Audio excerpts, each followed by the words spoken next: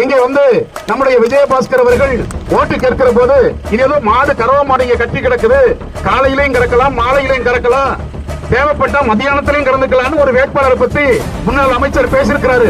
நம்ம அவரு கறக்கிறதுக்காண்டி வேட்பாளர் நிறுத்திருக்கிறாங்க, நாம ஜெயிக்கிறதுக்காக வேண்டி வேட்பாளர் நிறுத்தியிருக்கிறோம் என்பதை புரிந்து கொள்ள வேண்டும்.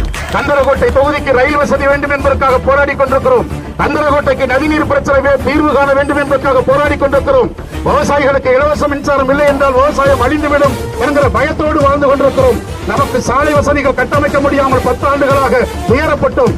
என்றைக்கும் நம்முடைய கிராமங்களிலே சாலைகள் முழுமையடையவில்லை, குடிநீர் பிரச்சனைக்கு தீர்வு ஏற்படவில்லை, பள்ளிக்கூடங்கள் கட்டி முடிக்கப்படவில்லை, மருத்துவமனைகளில் இன்றைக்கும் நல்ல தரமான மருத்துவர்களை உருவாக்க முடியவில்லை என்கிற குறை கடந்த 10 ஆண்டுகளாக இருந்து இந்த 3.5 ஆண்டுகளில் தான் தமிழ்நாடு முதலமைச்சர் இன்றைக்கு பல்வேறு கோரிக்கைகளை நிறைவேற்றிருக்கிறார். நம்முடைய தொகுதி கோரிக்கைகள் எல்லாம் நிறைவேற்றுவதற்கு பெரிய வாய்ப்பு இருக்கிறது.